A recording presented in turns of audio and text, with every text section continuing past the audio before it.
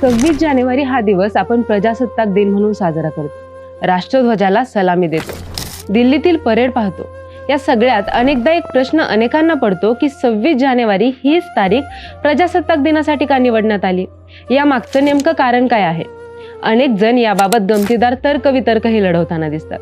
26 November पासून 2 महिने संविधानाची प्रत पोहोचायला लागले, म्हणून 26 नोव्हेंबर हा संविधान दिन जरी साजरा केला जात असला तरीही प्रजासत्ताक दिन हा 2 महिन्यानंतर म्हणजे 26 जानेवारीला साजरा केला गेला, असा एक युक्तिवाद केला जातो. पण हा तर्कही काही खरा नाही. तसेच अनेकांना जानेवारीची 26 तारीख सोयीची वाटली, म्हणून त्यांनी तो प्रजासत्ताक दिनासाठी निवडला गेला असावा असं वाटतं. पण हा तर्कही खरा नाही. नेमकं प्रजासत्ताक दिनाच्या तारखेचं कारण काय आहे हे त्यामुळेच समजून घेणं गरजेचं आहे.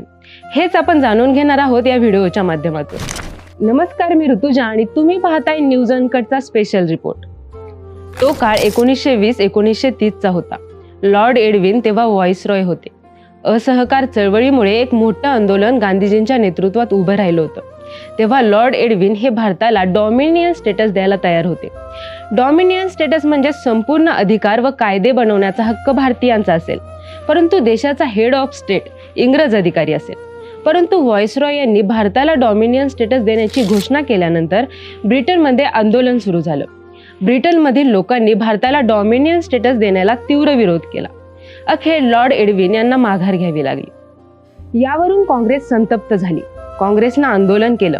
त्यातच भारताला संविधानासाठी कोणकोणत्या गोष्टी हव्यात याचा अभ्यास सुरू केला गेला. त्यावेळी मोतीलाल नेहरू यांच्या अध्यक्षतेखाली एक समिती बनवण्यात आली. लाहोरमध्ये तेव्हा लाला लजपत राय सायमन कमिशन विरोधात आंदोलन करत होते. त्यावेळी त्यांच्यावर लाठीचार्ज झाला. यातच त्यांचा मृत्यू झाला. लाला लजपत राय यांच्या मृत्यूनं संपूर्ण देशात संतापाची लाट उसळली. त्यामुळे लाहोरमध्ये काँग्रेसनं अधिवेशन घेऊन इंग्रजांविरोधात एक ठराव घेतला.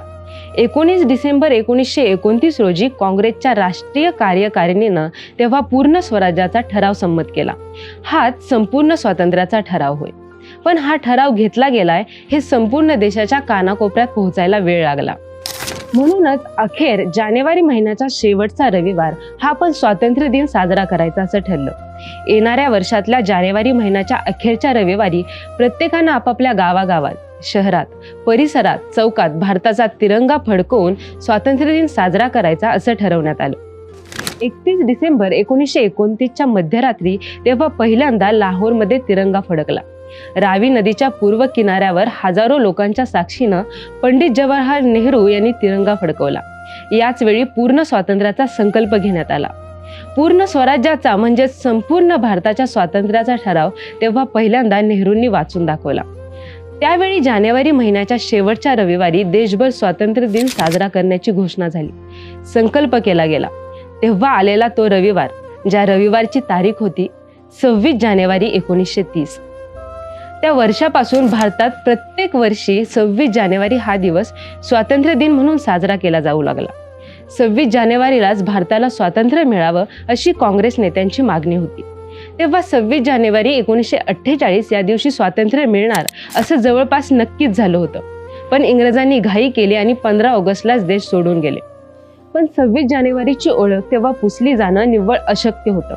या दिवसाची आठवण कायम राहावी यासाठी संविधान साकारणाऱ्यांनी तो दिवस गणतंत्र दिवस म्हणून निवडला.